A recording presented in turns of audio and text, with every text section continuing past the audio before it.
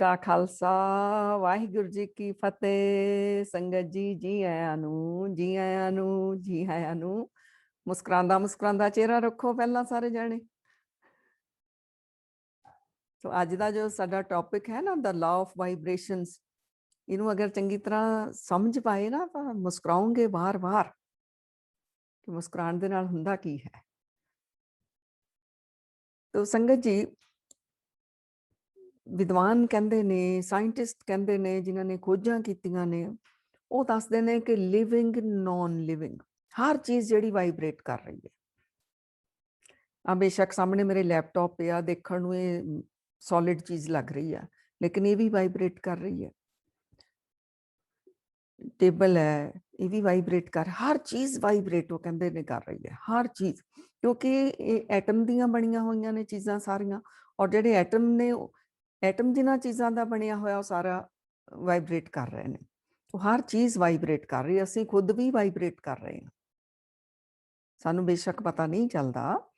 ਤਾਂ ਉਹ ਕਹਿੰਦੇ ਨੇ ਕਿ ਦਾ ਲਾਅ ਆਫ ਵਾਈਬ੍ਰੇਸ਼ਨ ਕਹਿੰਦਾ ਹੈ ਕਿ ਹਰ ਇੱਕ ਚੀਜ਼ ਕਿਸੇ ਨਾ ਕਿਸੇ ਫ੍ਰੀਕੁਐਂਸੀ ਦੇ ਉੱਤੇ ਵਾਈਬ੍ਰੇਟ ਕਰ ਰਹੀ ਹੈ, ਹਰ ਚੀਜ਼। ਤੋਂ ਅਗਰ ਅਸੀਂ ਆਪਣੀ ਫ੍ਰੀਕੁਐਂਸੀ ਨੂੰ, ਹੁਣ ਆਪਣੀ ਸਿਰਫ ਅਸੀਂ ਆਪਣੀ ਗੱਲ ਕਰਾਂਗੇ, ਹਿਊਮਨ ਬੀਇੰਗਸ ਦੀ, ਮਨੁੱਖਾਂ ਦੀ, ਸਾਡੀ, ਅਗਰ ਅਸੀਂ ਆਪਣੀ ਫ੍ਰੀਕੁਐਂਸੀ ਨੂੰ ਯੂਨੀਵਰਸ ਦੀ ਫ੍ਰੀਕੁਐਂਸੀ ਦੇ ਨਾਲ ਮੈਚ ਕਰ ਲਈਏ, ਮਤਲਬ ਇੰਨੀ ਵਧਾ ਲਈਏ ਆਪਣੀ ਫ੍ਰੀਕੁਐਂਸੀ, ਤਾਂ ਫਿਰ ਅਸੀਂ ਯੂਨੀਵਰਸ ਦੀ ਐਨਰਜੀ ਨੂੰ ਹਾਰਨੈਸ ਕਰ ਸਕਦੇ ਹਾਂ।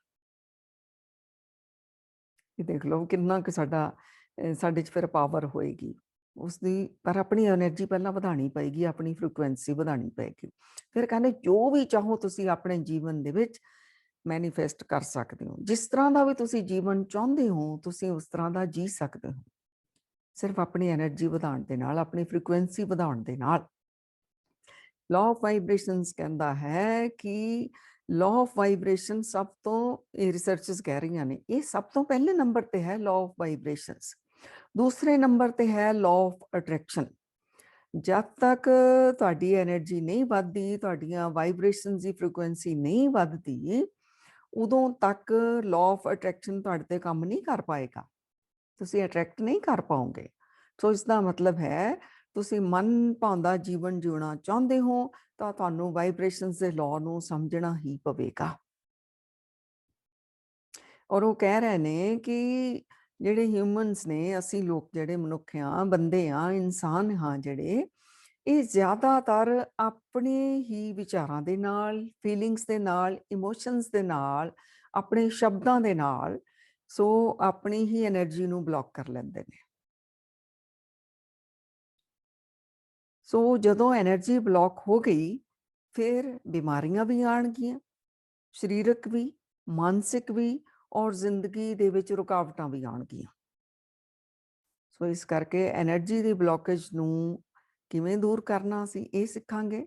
ਆਪਣੀ ਫ੍ਰੀਕੁਐਂਸੀ ਅਸੀਂ ਕਿਵੇਂ ਵਧਾਈਏ ਕਿ ਯੂਨੀਵਰਸ ਦੇ ਨਾਲ ਹੀ ਸਾਡੀ ਮੈਚ ਕਰਨ ਲੱਗ ਜਾਵੇ। ਯੂਨੀਵਰਸ ਦੀ ਵੀ ਆਪਣੀ ਇੱਕ ਐਨਰਜੀ ਹੈ, ਐਕਚੁਅਲੀ ਸਾਡੇ ਕੋਲ ਵੀ ਉਹੀ ਐਨਰਜੀ ਹੈ, ਲੇਕਿਨ ਅਸੀਂ ਆਪਣੇ ਗਲਤ ਵਿਚਾਰਾਂ ਦੇ ਨਾਲ ਉਹਨੂੰ ਬਲੌਕ ਕਰ ਲਿਆ। ਬਸ ਉਹ ਬਲੌਕੇਜ ਅੱਜ ਦੂਰ ਕਰਨ ਦੇ ਅਸੀਂ ਤਰੀਕੇ ਸਿੱਖਾਂਗੇ। ਪਹਿਲਾਂ ਐਨਰਜੀ ਨੂੰ ਥੋੜ੍ਹਾ ਜਿਹਾ ਅਸੀਂ ਸਮਝੀਏ ਕਿ ਹਿਊਮਨ ਦੀ ਜਿਹੜੀ ਐਨਰਜੀ ਹੈ, ਮਨੁੱਖ ਦੀ ਸਾਡੀ ਐਨਰਜੀ ਹੈ, 4 ਤਰ੍ਹਾਂ ਦੇ ਨਾਲ, ਜਿਹੜੀ 4 ਸਟੇਜਿਸ ਤੇ ਹਮੇਸ਼ਾ ਹੀ ਕੰਮ ਕਰਦੀ ਹੈ ਇਹ ਐਨਰਜੀ। ਉਹ ਅਸੀਂ ਉਹਨੂੰ ਕਿਹੜੀ ਸਟੇਜ ਤੇ ਲੈ ਕੇ ਜਾਣਾ ਸਾਡੇ ਹੱਥ ਵਿੱਚ ਆ। ਉਸ ਸਟੇਜ ਤੇ ਲੈ ਕੇ ਜਾਈਏ ਜਿਹਦੇ ਨਾਲ ਸਾਡੀ ਐਨਰਜੀ ਵਧੀ ਜਾਵੇ, ਵਧੀ ਜਾਵੇ, ਵਧੀ ਜਾਵੇ, ਸਾਡੀ ਫ੍ਰੀਕੁਐਂਸੀ ਵਧੇ। ਸੋ ਪਹਿਲੀ ਸਟੇਜ ਕਹਿੰਦੇ ਹੈਗੀ ਆ ਡਿਸਿਪੇਸ਼ਨ। ਉਹਦੇ ਵਿੱਚ ਹੈਗਾ ਆ ਐਨਰਜੀ ਨੂੰ ਗਲਤ ਖਰਚ ਕਰਤਾ। ਸਾਡੀ ਐਨਰਜੀ ਤਾਂ ਹੈ, ਇੱਕ ਉਹਨੂੰ ਗਲਤ ਖਰਚ ਕਰ ਦਿੱਤਾ। ਸੋ ਉਹਨੂੰ ਅਸੰਤੋਸ਼ ਜਦੋਂ ਅੰਦਰ ਹੁੰਦਾ ਆ, ਉਹਨੂੰ ਗਲਤ ਖਰਚ ਦਿੱਤਾ। ਇਹਨੂੰ ਅਸੀਂ ਥੋੜ੍ਹਾ ਜਿਹਾ ਡਿਟੇਲ ਵਿੱਚ ਫਿਰ ਸਮਝਾਂਗੇ।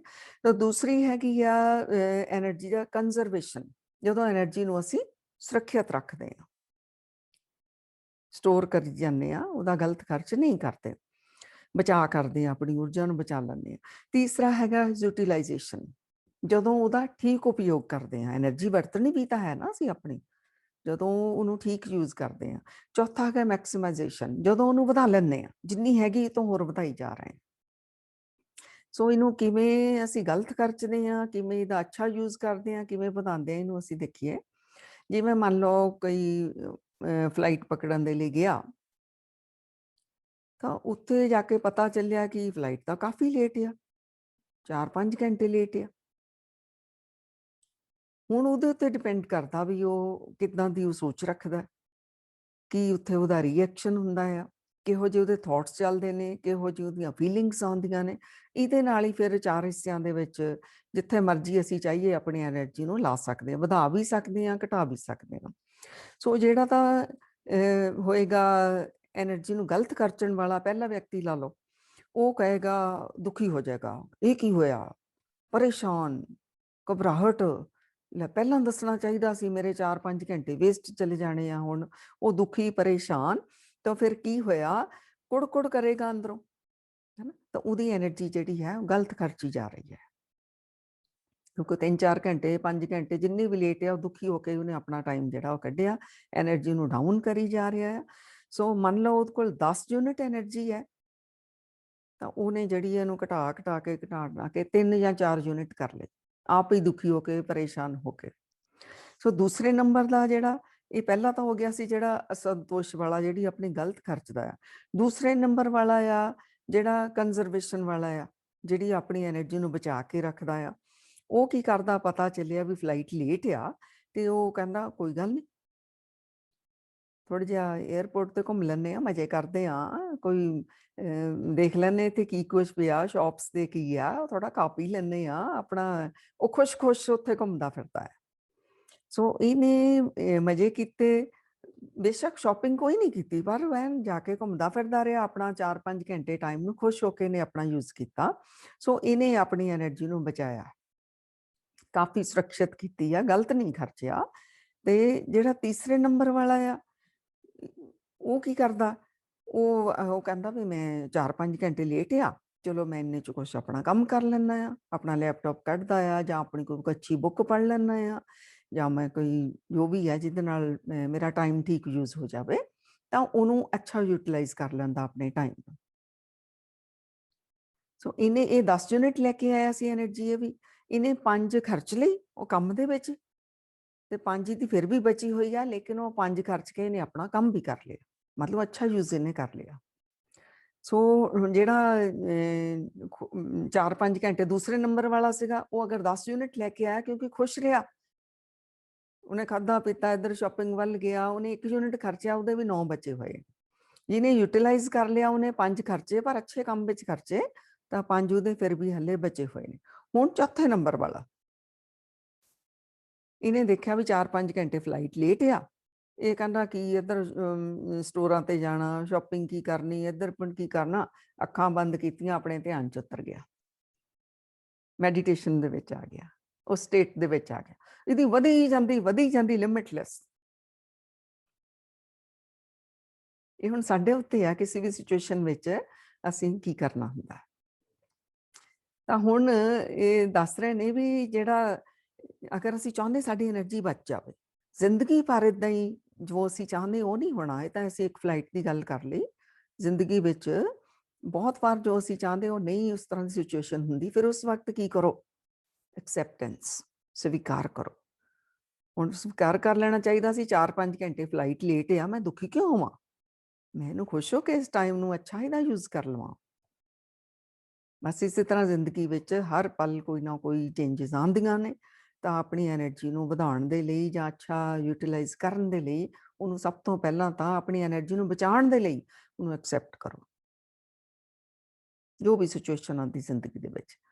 ਤੇ ਯੂਟੀਲਾਈਜ਼ ਕਰਨ ਦੇ ਲਈ ਆਪਣੀ ਐਨਰਜੀ ਨੂੰ, ਜਿਹੜਾ ਵੀ ਕੰਮ ਸਵੇਰ ਤੋਂ ਲੈ ਕੇ ਸ਼ਾਮ ਤੱਕ ਕਰਦੇ ਹੋ, ਖੁਸ਼ ਹੋ ਕੇ ਕਰੋ, ਬੋਝ ਬਣਾ ਕੇ ਜਾਂ ਦੁਖੀ ਹੋ ਕੇ ਨਾ ਕਰੋ।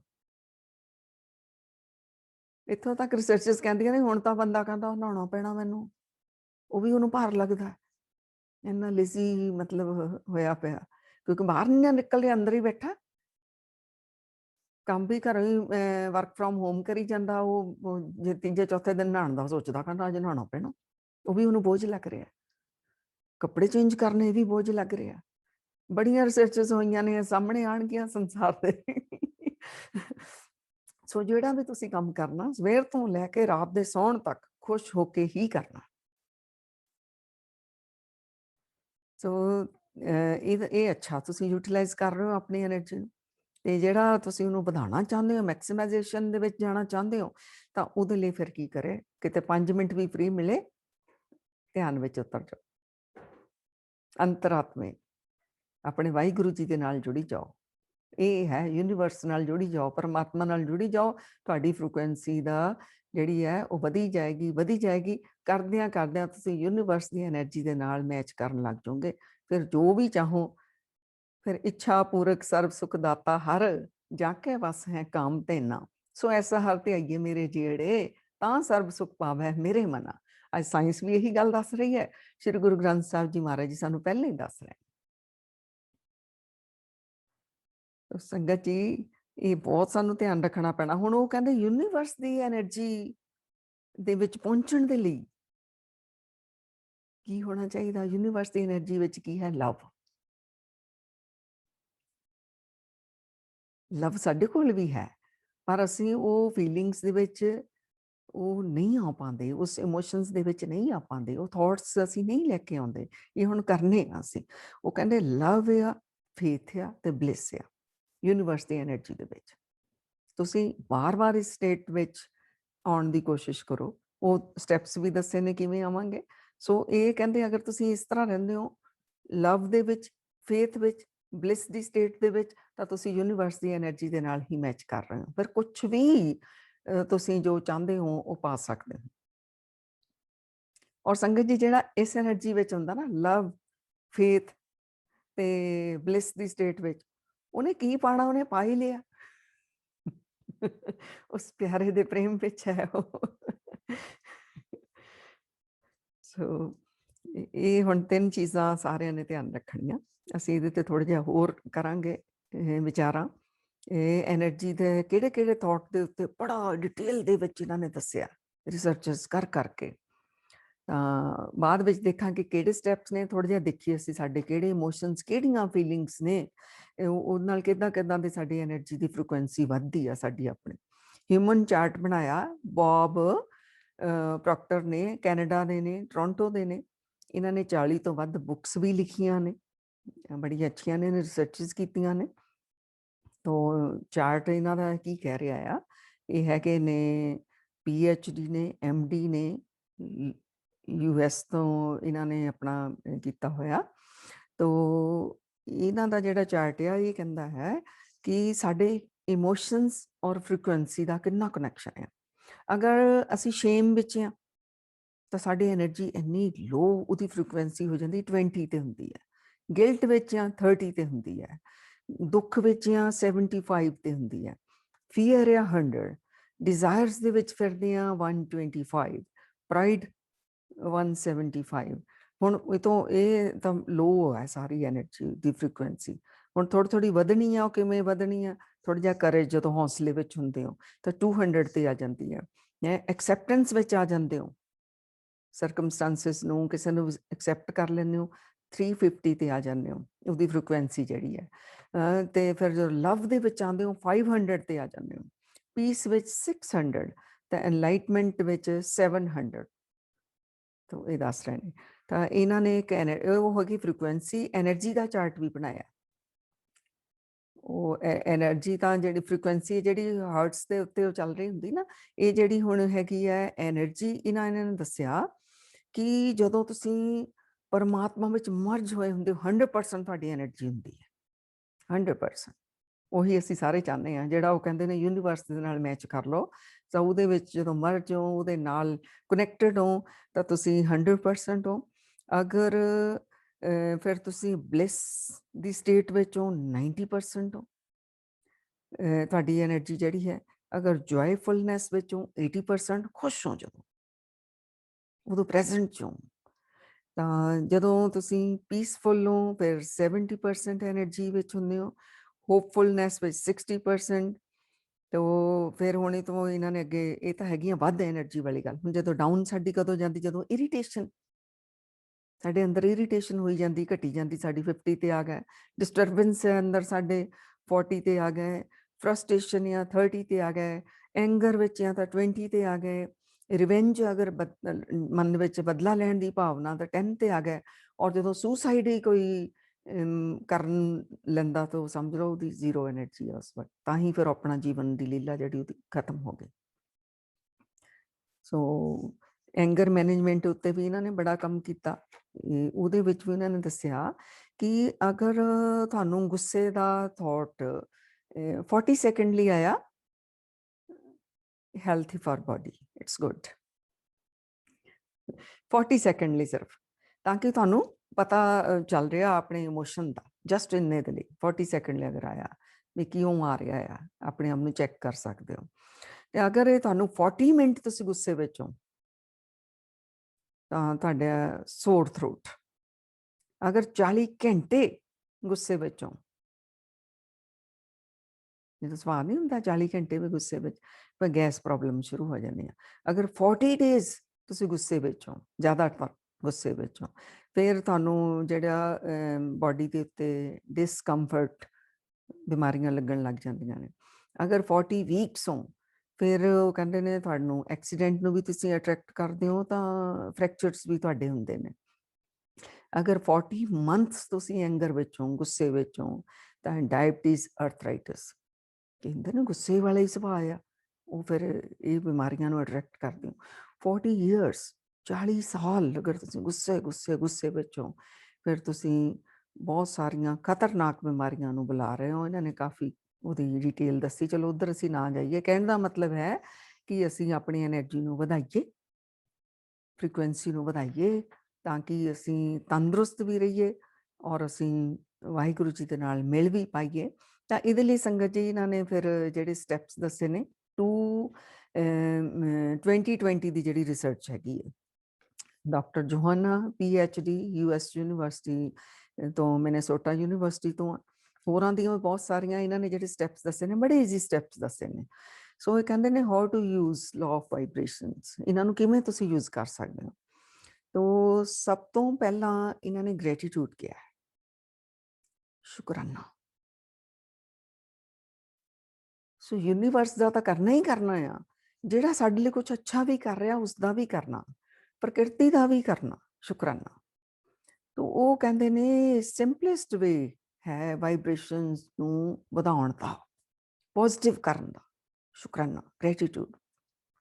ਅਗਲਾ ਕਹਿੰਦੇ ਸਪੀਕ ਪੋਜ਼ਿਟਿਵਲੀ, ਹਮੇਸ਼ਾ ਹੀ ਚੰਗੇ ਵਿਚਾਰ, ਉੱਚੀ ਸੋਚ, ਚੜ੍ਹਦੀਆਂ ਕਲਾ ਵਾਲੀ ਪੋਜ਼ਿਟਿਵ ਹੀ ਤੁਸੀਂ ਬੋਲੋ। ਤਾਂ ਕੌਨਸ਼ੀਅਸ ਮਾਈਂਡ ਤੇ ਕਹਿੰਦੇ ਤੁਸੀਂ ਫੋਕਸ ਕਰਕੇ ਪਹਿਲਾਂ ਬੋਲੋ, ਮਤਲਬ ਬਾਹਰੀ ਰੂਪ ਵਿੱਚ ਹਾਲੇ ਬੋਲੋ, ਚੰਗੀ ਤਰ੍ਹਾਂ ਫੋਕਸ ਕਰਕੇ ਬੋਲੋ। ਕਰਦਿਆਂ ਕਰਦਿਆਂ ਤੁਹਾਡੇ ਸਬ ਕੌਨਸ਼ੀਅਸ ਲੈਵਲ ਤੇ, ਮਾਈਂਡ ਤੇ ਵੀ ਇਹ ਚਲੇ ਜਾਵੇਗਾ। ਫਿਰ ਤੁਹਾਡਾ ਸੁਭਾਅ ਹੀ ਬਣ ਜਾਏਗਾ ਪੋਜ਼ਿਟਿਵ ਹੀ ਬੋਲਣਾ। ਹਾਲੇ ਨਹੀਂ ਬੋਲ ਰਿਹਾ, ਕੌਨਸ਼ੀਅਸ ਹੋ ਕੇ ਬੋਲੋ, ਫਿਰ ਤੁਸੀਂ ਤੁਹਾਡਾ ਸੁਭਾਅ ਹੋ ਜਾਏਗਾ। ਫਿਰ ਉਹ ਕਹਿੰਦੇ ਨੇ ਵੀ ਹੈਲਥੀ ਡਾਈਟ, ਇਹ ਬਹੁਤ ਜ਼ਰੂਰੀ ਹੈ, ਕਿਉਂਕਿ ਇਹਦੇ ਨਾਲ ਵੀ ਤੁਹਾਡਾ ਐਨਰਜੀ ਲੈਵਲ ਦੇ ਉੱਤੇ ਬਹੁਤ ਫਰਕ ਪੈਂਦਾ, ਤੁਹਾਡੀ ਫ੍ਰੀਕੁਐਂਸੀ ਦੇ ਉੱਤੇ ਬਹੁਤ ਫਰਕ ਪੈਂਦਾ। ਤੁਸੀਂ ਗ੍ਰੀਨ ਵੈਜੀਟੇਬਲਸ, ਫਰੂਟਸ ਖਾਓ, ਬੰਦ ਡੱਬਿਆਂ ਦਾ ਫੂਡ ਨਾ ਖਾਓ, ਫਰੋਜ਼ਨ ਫੂਡ ਨਾ ਖਾਓ, ਭਾਰਾ ਫੂਡ ਨਾ ਖਾਓ, ਹਲਕਾ ਹਲਕਾ ਲਾਈਟ ਖਾਓ, ਹਰੀਆਂ ਹਰੀਆਂ ਸਾਗ ਸਬਜ਼ੀਆਂ, ਦਾਲਾਂ, ਫਰੂਟ, ਇਹ ਚੀਜ਼ਾਂ ਤੁਸੀਂ ਖਾਓ। ਤੇ ਕਹਿੰਦੇ ਸਟਾਪ ਗੌਸਪਿੰਗ, ਤਾਂ ਚੁਗਲੀ, ਨਿੰਦਿਆ, ਬੁਰਾਈ, ਫਜ਼ੂਲ ਗੱਪਾਂ, ਇਹ ਸਾਰੀਆਂ ਚੀਜ਼ਾਂ ਬੰਦ ਕਰ ਦਿਓ, ਕਿਉਂਕਿ ਇਹ ਤੁਹਾਡੀ ਐਨਰਜੀ ਨੂੰ ਬਹੁਤ ਡਾਊਨ ਕਰਦੇ ਨੇ। ਤੇ ਚੇਂਜ ਯੂਅਰ ਕੰਪਨੀ, ਹੁਣ ਕਹਿੰਦੇ ਆਪਣੀ ਕੰਪਨੀ ਬਦਲੋ, ਕਿਉਂਕਿ ਇੱਕ ਇਨਸਾਨ ਜਿਹੜਾ, ਅਗਰ ਤੁਸੀਂ ਨੈਗੇਟਿਵ ਹੋ, ਡਾਊਨ ਹੋ, ਤਾਂ ਬਦਲ ਲਓ ਆਪਣੀ ਕੰਪਨੀ। ਇੱਕ ਬੰਦਾ ਜਿਹੜਾ 4-5 ਬੰਦਿਆਂ ਦੇ ਨਾਲ ਤਾਂ ਉਹਦਾ ਕਨੈਕਸ਼ਨ ਰਹਿੰਦਾ ਹੀ ਰਹਿੰਦਾ ਹੈ, ਐਵਰੇਜ। ਵੱਧਦਾ ਵੀ ਹੋ ਸਕਦਾ ਹੈ, ਇੰਨਿਆਂ ਨਾਲ ਤਾਂ ਸਵੇਰ ਤੋਂ ਲੈ ਕੇ ਸ਼ਾਮ ਤੱਕ ਉਹਦਾ ਕਨੈਕਸ਼ਨ ਹੁੰਦਾ ਹੀ ਹੁੰਦਾ ਹੈ। ਹੁਣ ਉਹ ਕਹਿੰਦੇ ਨੇ ਅਗਰ ਉਹ ਨੈਗੇਟਿਵ ਨੇ, ਤਾਂ ਤੁਹਾਨੂੰ ਡਾਊਨ ਕਰ ਰਹੇ ਨੇ, ਇੰਟੈਂਸ਼ਨਲੀ ਨਹੀਂ ਕਰ ਰਹੇ, ਉਹਨਾਂ ਦੇ ਸੋਚ ਵਿਚਾਰ ਹੀ ਉੱਦਾਂ ਦੇ ਨੇ, ਤਾਂ ਤੁਹਾਡੇ ਤੇ ਅਸਰ ਉਹਦਾ ਹੋਣਾ ਹੀ ਹੋਣਾ ਹੈ। ਤਾਂ ਤੁਸੀਂ ਆਪਣੀ ਕੰਪਨੀ ਨੂੰ ਚੇਂਜ ਕਰੋ, ਉਹਨਾਂ ਦੀ ਜਿੱਦਾਂ ਦੀ ਸੋਚ ਆ ਤੁਹਾਡੀ ਉੱਦਾਂ ਦੀ ਹੋਣ ਲੱਗ ਜਾਣੀ ਹੈ। ਫਿਰ ਕਹਿੰਦੇ ਨੇ ਸਰਾਊਂਡ ਯੂਅਰਸੈਲਫ ਵਿਦ ਹਾਇਰ ਵਾਈਬ੍ਰੇਸ਼ਨਸ। ਸੋ ਤੁਸੀਂ ਆਪਣੇ ਆਪ ਨੂੰ ਹਾਇਰ ਵਾਈਬ੍ਰੇਸ਼ਨਸ ਦੇ ਨਾਲ ਜਿਹੜਾ ਘੇਰੋ। ਉਹ ਕਿਵੇਂ ਕਰੋ? ਉਹਨਾਂ ਦੀ ਸੰਗਤ ਕਰੋ ਜੋ ਆਪਣੇ ਪਰਿਵਾਰ ਤੋਂ ਉੱਠ ਕੇ ਸੋਸਾਇਟੀ ਲਈ, ਸਮਾਜ ਲਈ, ਵਰਲਡ ਲਈ ਕੁਛ ਸੈਲਫਲੈਸ ਸਰਵਿਸ ਕਰ ਰਹੇ ਨੇ, ਜਿਹਦੇ ਵਿੱਚ ਉਹਨਾਂ ਦਾ ਆਪਣਾ ਕੋਈ ਵੀ ਪਰਪਸ ਨਹੀਂ ਵੀ ਮੈਨੂੰ ਇਹਦੇ ਪਿੱਛੇ ਕੋਈ ਮੇਰੀ ਵਾਹ-ਵਾਹ ਕਰੇ ਜਾਂ ਮਤਲਬ ਨਿਸ਼ਕਾਮ ਸੇਵਾ, ਜਿਹੜਾ ਗੁਰਬਾਣੀ ਵਿੱਚ ਕਿਹਾ, ਸੇਵਾ ਕਰਤ ਹੋਏ ਨੇ ਕਾਮੇ ਤਿਸ ਕੋ ਹੋਤ ਪ੍ਰਾਪਤ ਸੁਆਮੀ। ਤੋ ਕਹਿੰਦੇ ਨਿਸ਼ਕਾਮ ਸੇਵਾਦਾਰ ਜਿਹੜੇ ਨੇ ਉਹਨਾਂ ਦੀ ਕੰਪਨੀ ਕਰੋ। ਤੁਸੀਂ, ਤੁਹਾਡੇ ਮਨ ਵਿੱਚ ਵੀ ਕੁਝ ਸੋਸਾਇਟੀ ਲਈ, ਕਿਸੇ ਦੇ ਲਈ ਕੁਝ ਕਰਨ ਦੇ ਲਈ ਆਉਣ ਲੱਗ ਜਾਏਗਾ, ਉਸ ਨਾਲ ਤੁਹਾਡਾ ਵਾਈਬ੍ਰੇਸ਼ਨ, ਤੁਹਾਡੀ ਫ੍ਰੀਕੁਐਂਸੀ ਜਿਹੜੀ ਵਧੀ ਜਾਵੇਗੀ। ਫਿਰ ਕਹਿੰਦੇ ਸਮਾਈਲ ਆਫਨ। ਹੁਣ ਦੇਖੋ ਕਿੰਨਾ ਬਿਗ ਸਮਾਈਲ ਆ ਗਿਆ ਤੁਹਾਡੇ ਚਿਹਰੇ ਦੇ ਉੱਤੇ। ਉਹ ਕਹਿੰਦੇ ਸਮਾਈਲ ਕਰਨ ਦੇ ਲਈ ਕੋਈ ਰੀਜ਼ਨ ਥੋੜੀ ਚਾਹੀਦਾ ਹੈ, ਕੋਈ ਰੀਜ਼ਨ ਨਹੀਂ ਚਾਹੀਦਾ, ਇਹ ਤੁਹਾਡੀ ਨਾਰਮਲ ਸਟੇਟ ਹੋਣੀ ਚਾਹੀਦੀ ਹੈ।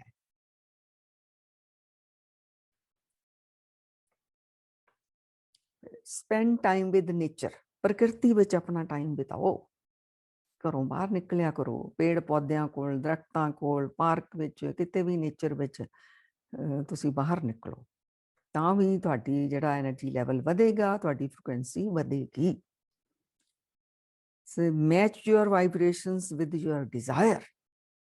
ਜੋ ਤੁਸੀਂ ਚਾਹੁੰਦੇ ਹੋ ਉਸੇ ਤਰ੍ਹਾਂ ਦਾ ਹੀ ਸੁਣੋ, ਉਸੇ ਤਰ੍ਹਾਂ ਦਾ ਹੀ ਪੜ੍ਹੋ, ਉਸੇ ਤਰ੍ਹਾਂ ਦਾ ਹੀ ਬੋਲੋ, ਉਸੇ ਤਰ੍ਹਾਂ ਦੀਆਂ ਹੀ ਗੱਲਾਂ ਕਰੋ।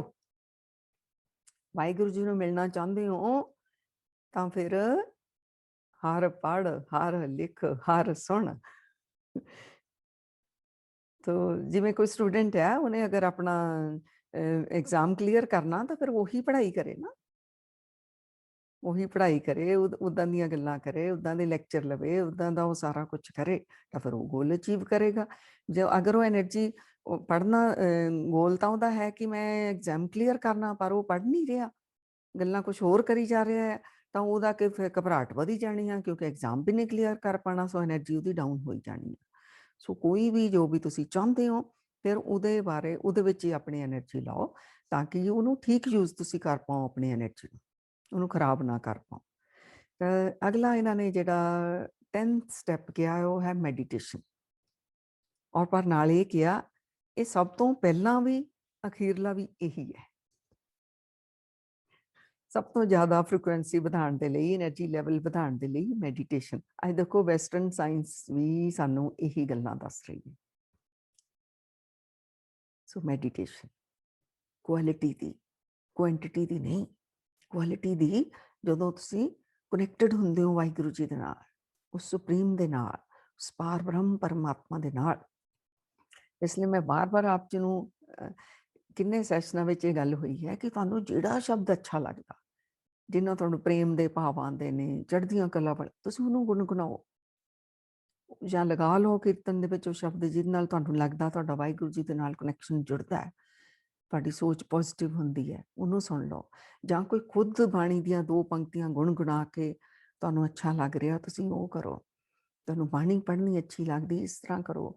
ਜਾਂ ਤੁਹਾਨੂੰ ਆਪਣੀ ਸੈਲਫ ਟਾਕ ਹੀ ਅੱਛੀ ਲੱਗਦੀ ਵਾਹਿਗੁਰੂ ਜੀ ਦੇ ਨਾਲ ਕਰਨੀ, ਆਪਣੀਆਂ ਗੱਲਾਂ, ਹਰਨਾਮੇ ਨਾਲ ਗੱਲਾਂ, ਹਰਨਾਮੇ ਨਾਲ ਮਸਲਤ, ਇਵੇਂ ਕਰੋ। ਕਿਉਂਕਿ ਹਰ ਇੱਕ ਦਾ ਆਪਣਾ ਆਪਣਾ ਹੁੰਦਾ ਨਾ ਤਰੀਕਾ।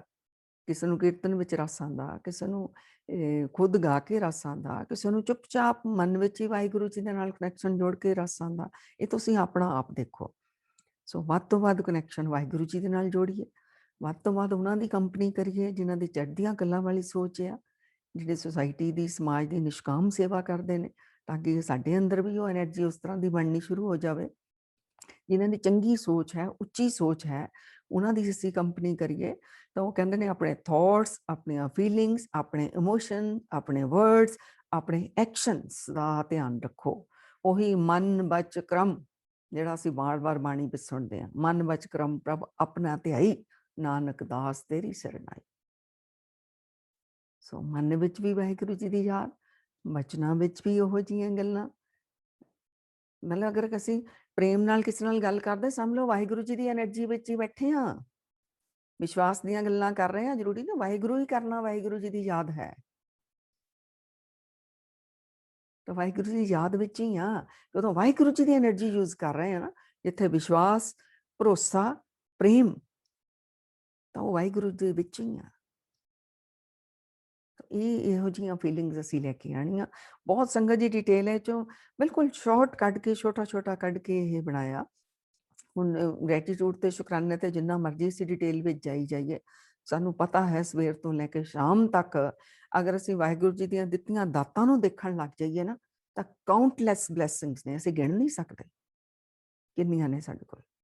ਪਰ ਸਾਡਾ ਸੁਭਾਅ ਅਸੀਂ ਲੈਕ ਵੱਲ ਨੂੰ ਜਾਂਦੇ ਹਾਂ, ਜੋ ਨਹੀਂ ਹੈ ਉਹ ਦੇਖਦੇ ਹਾਂ, ਜੋ ਮਿਲਿਆ ਹੈ ਉਧਰ ਦੇਖ ਕੇ ਸ਼ੁਕਰਾਨਾ ਕਰੀਏ।